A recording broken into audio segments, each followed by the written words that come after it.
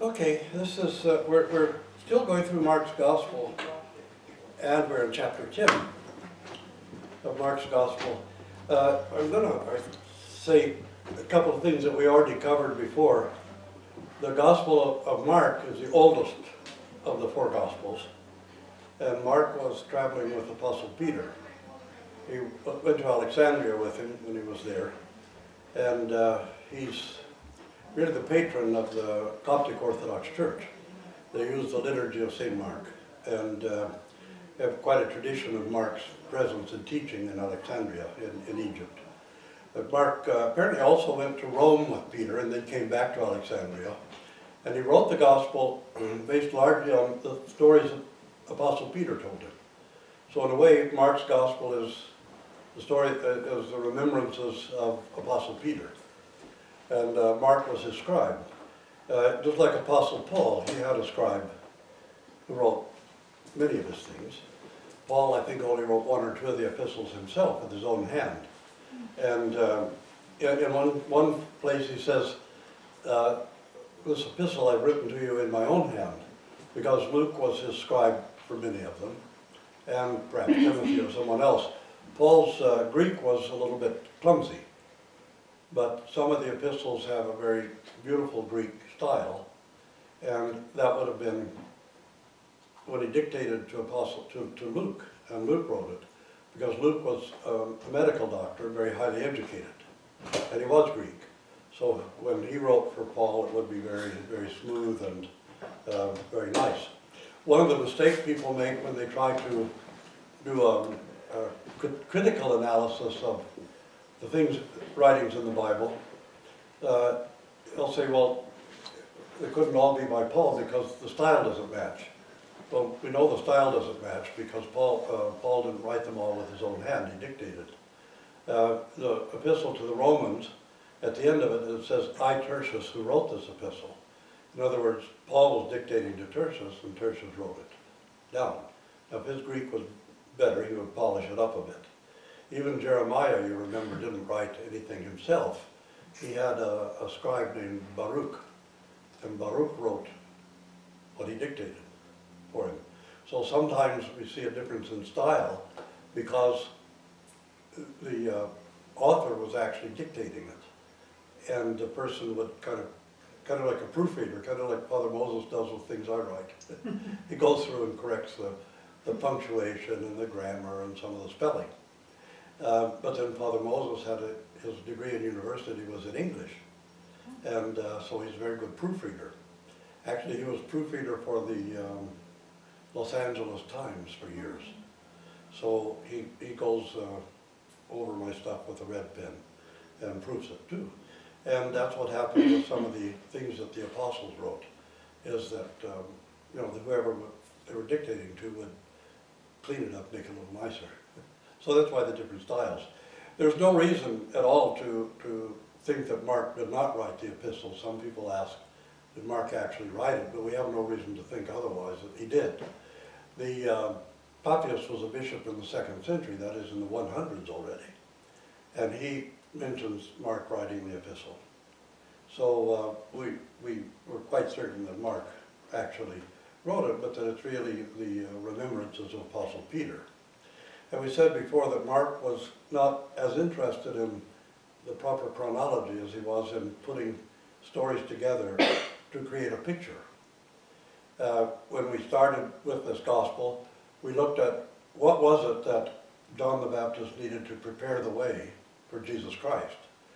Part of it was to try to get it out of people's mind that he was going to be a great military dictator, and that he was going to come and slaughter a bunch of Romans and other people and make a Jewish empire. That was kind of the idea that people had. But John came to prepare the way for Christ, announcing, look, this is a spiritual matter. The Messiah is a spiritual Messiah. And the real enemy is not Rome, the real enemy is the devil. So if Christ came to destroy the power of Satan, not to worry about the Roman Empire, and not to build a Jewish empire where if you had an empire, you'd be just as bad as the Romans. So what benefit would it be morally or spiritually for you to have an empire? but people expected something like that. And that brings me to the 10th chapter of the Gospel of Mark, because in this place, Jesus had just finished telling about that he would be arrested and betrayed, and that they would kill him, and that he'd rise again on the third day. And so James and John are thinking, oh, well, then he's going to build this empire. So the two sons of Zebedee, the sons of thunder, as he called them, James and John, they came to him and said to him, "Teacher, we want you to do for us whatever we ask you." And he said to them, "What is it you want me to do for you?" And they said to him, "Grant us to sit one on your right hand and the other on your left in your glory." But Jesus said, "You don't know what you're asking for." There are differences in ambition. Aspirations are higher than ambition. Sometimes ambition is the death of aspirations. We lose our aspirations and we lose our idealism in the face of ambitions. And when we talk about the danger of ambition, we realize that people will often misunderstand, because we want our children to have some ambition. We want them to be ambitious to finish school, to have a good marriage, to have a decent job. All these things that we liken to ambition. But there's another kind of ambition. And Shakespeare has Mark Antony saying in his funeral oration for Caesar, if he was ambitious, it was a grievous fault, and most grievously hath he answered it. Because the ambition for power, to lord it over other people, to have power over other people, this is a kind of ambition that comes from Satan. And just ordinary ambition to get ahead in life and that sort of thing. Nobody's speaking about that, but we do have to stop and think about the kinds of ambition that are very destructive. Actually, we'd like for our children to have aspirations, to aspire to something better, to something higher. And even to get a good education. There's a difference between getting an education as a virtue and getting an education just for business. And in the 1960s, the end of the 50s and 60s, we had something, basically we called it the Berkeley movement, because suddenly realized that in the university we weren't really being educated, we were being programmed. Of course we have a little of that now. We're being programmed for industry, and we're being programmed just for job seeking, but to be taught a broader education so that we become more civilized. And so when we have an aspiration for education, we genuinely want knowledge, we want to become more civilized, we want to become more human, and we want to have greater understanding of the rest of the people in the world. But when we're educated for ambition, it's just so we can get ahead and get a good job and make a lot of money. That's one of the differences between really aspirations and ambition. But politicians generally are ambitious, and we can always find flaws and faults in our politicians. And part of that is some people go into parliament or something because they have aspirations. They really think they're going to do something better for the country and the people. But if they get at the highest levels, ambition begins to take over. And that's one of the difficulties of the fault. So here you have two apostles who have heard all of Christ's teachings about meekness and humility and the meek inheriting the earth and blessed are the poor in spirit and all this. And suddenly Christ says, "Oh, I'm going to be crucified and I'll rise again." And instead of being horrified at these words of Christ, right away they think, oh, then he's going to form his kingdom. And we want to be on the right and the left hand of the kingdom. We want to be right up there at the top. So they kind of lose the whole concept for a few minutes. And don't we see that in religion too? Because I know the late, great Patriarch Alexis is one of my heroes, Patriarch Alexei. He was warning about clergy who were careerists. And clergy would become priests and stay unmarried because they wanted to be bishops. And they wanted to be bishops so they would have power and authority and really live well. They weren't there for the right reasons. And this is something what happens. They say, well, I'm a follower of Christ, I'm a Christian, but I can get power and wealth through the church. That's why we often say that a person like Stalin, if the church was the path to political power, he would have been in church every Sunday because he wanted power. That was everything to him. And he would have used and manipulated even the church for it. Well, here, is it surprising when you have two of the closest apostles and even the beloved disciple, John, who think, oh, he's going to rise again. This is when we're going to have the kingdom, and we want to be right there on the top. We want a crown on the throne. And they miss the whole point. And Christ says, you don't know what you're asking for, because the crown is going to be a crown of thorns, and the throne is going to be the cross. And people who won't be worshiping, they'll be mocking. And he said, the cup that I drink, can you drink it? The baptism that I have to go through, can you be baptized that way? And they replied, yes, we're able. And Jesus said to him, well, you'll get that cup, and you'll get that baptism. But I can't give you to sit on my right and my left hand, because that's already predetermined by the Father. And of course, that's the Theotokos of the Baptist, but he doesn't say that. And the 10 other disciples, apostles, heard what James and John had asked for, and they became angry. So now you see, because of this little bit of ambition, you have a division, even in the closest followers of Christ, because ambition has come in. And it's kind of splits and divides even the closest followers of Christ. But this happens so often in, we think of these things sometimes as something remote and something that happened in ancient times. And we don't realize how often this whole thing is replayed in our own lives.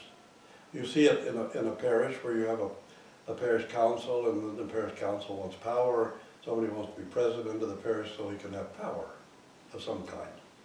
And I know when I was serving in a Serbian parish, we had people who were atheists who were on the parish council because they hadn't learned to speak English very well, and the only place they could get any kind of feeling of political power was in the parish, because they spoke the language. So they would get into the parish council, they didn't care anything about the church at all, but they wanted that role and that position and that title. And this is something that's very destructive in practically every field where human beings are involved. Sometimes even in families, even among brothers and sisters, you have this kind of struggle. Who's going to be top dog? And it happens in industry and business.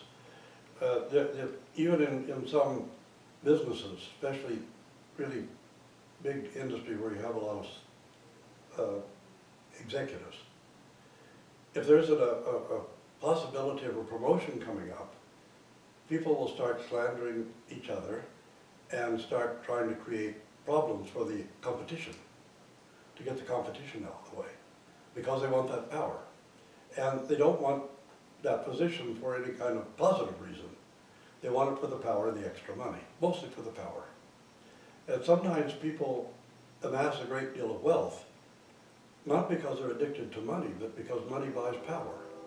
So it's about power that they're after. I've run into several cases over the years where a man who's in a junior executive position, suddenly there would start being whispers to his wife that he was having an affair, that he was messing around. When he traveled on business, he was actually had girlfriends and things. And it completely wasn't true, but why the wife of one man was kind of whispering these things to her? Because he was also up for this promotion. Now, if you can cause domestic problems, it's going to throw the opposition off, the other person off balance. And they're going to have domestic problems, they're not going to perform as well, so there won't be as much competition for the promotion. They're very devious, these things that go on. And of course you always start with something sexual if you want to slander somebody or get rid of them. And this happened to the point where I'm sure some divorces were caused by it, but the person who started the rumors was competition for the promotion. And this is what you can do for power. And that's why I often say that lawful authority can come from God, but power comes from Satan, the desire for power. So this is what the apostles themselves fell into, this temptation. And we need to note that and see how easy it is if even those who are walking with Christ and hearing his words every day can fall into something like that. Then how much easier can we fall into it? And now there's this division among people. And Christ responds to them, you know that among the Gentiles, those whom they recognize as their rulers lord it over them, and their great ones are tyrants over them. But it cannot be so among you. But whosoever wishes to be great among you must be your servant, and whoever wishes to be first among you must be the slave of all. For the Son of Man himself came not to be served, but to serve, and to give his life as a ransom for many. And if you stop and think how the King of Glory, the one who had all power over heaven and earth, came with this great meekness, with great humility and unselfishness. And everything that Christ does is completely unselfish. There's nothing to himself, nothing for himself in it. And in one point, as he says, the Son of Man doesn't even have a place to lay his head. Not a fixed address, nothing. And in fact, in the end, he's going to suffer and die. Really the only way to restore paradise, because the fall of mankind, the story of the fall of Adam and Eve, is a story of falling from an atmosphere of unselfish love into you see the birth of ego. You can be like God if you disobey him. You can be like God. So this is ego. And then we have self-centeredness, self-love. And Christ comes, and he's absolutely the opposite. We don't see an overweening ego. He's not a dictator, not exercising power. He heals people, but then he doesn't demand that they follow him. They don't even have to be his followers afterwards. He healed them out of compassion. He didn't ask for them to worship him or be his followers. He just healed them. And sometimes he says, don't tell anybody about it. Just go and make the offering in the temple as thanksgiving to God. Not to me, but thanksgiving to God. So Christ is unselfish. He doesn't display egotism. He displays an unselfish love, a co-suffering love. And this is the truth about paradise. Paradise was a place where we weren't divided by ego or self-centeredness or self-love, but by mutual love, an unselfish love. And this is the great mystery of Christ and of our redemption. Our redemption isn't just to say, okay, I believe in Jesus. He's my personal Savior. Now I can go and do anything I want. I'll pretend I don't, but I'll do it anyway. But I'll pretend that I don't. I'll pretend that I'm hyper-moral. But this isn't what Jesus has asked of us. He's asked of us to change. And not to change in ways that, say, a Southern Baptist minister wants us to change. That is, to put our change in the offering plate.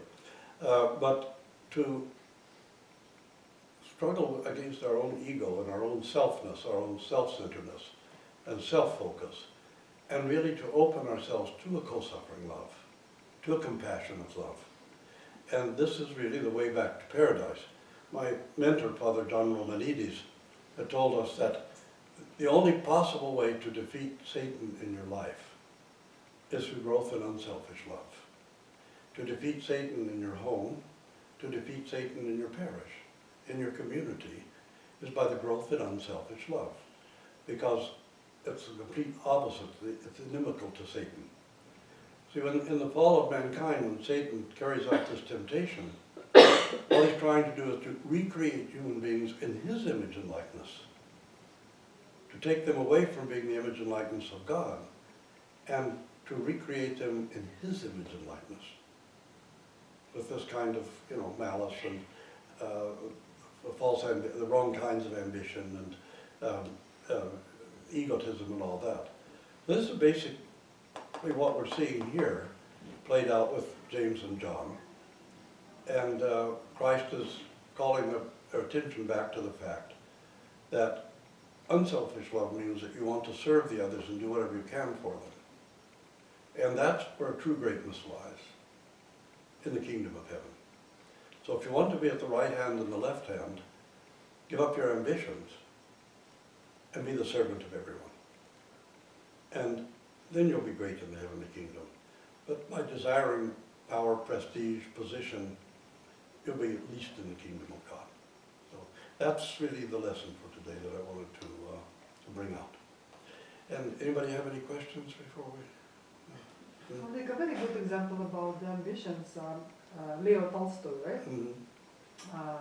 He's a great writer, and he was inspired, I don't know, many generations of not only Russian but all around the world. But definitely he was very ambitious, and even he was kind of like confident he can teach others because he he reached some spiritual life. But if he, I was just thinking about that, if he wouldn't ambitions, we couldn't, for example, we can lose, some very great, great romance like a Воскресенье or something like that. Yeah. What's the balance between the truly ambitions, which kind of when people feel some power to do something, or to create something? Maybe it's most related to creation, not only for... and also a little bit, it's an ambition based in aspiration. Alexei Tolstoy also wrote some very powerful things. I mean, I read Srebrenica, and it's an amazing piece of work too. But we know Tolstoy only because of his writings. We don't know him because of the green staff of Yasna Polyana, but only because of his writings. Tolstoy was the great, tak сказать, liberal, but he didn't free his serfs, did he? He was going to be the Voltaire of Russia, but he never freed his serfs. He kept that.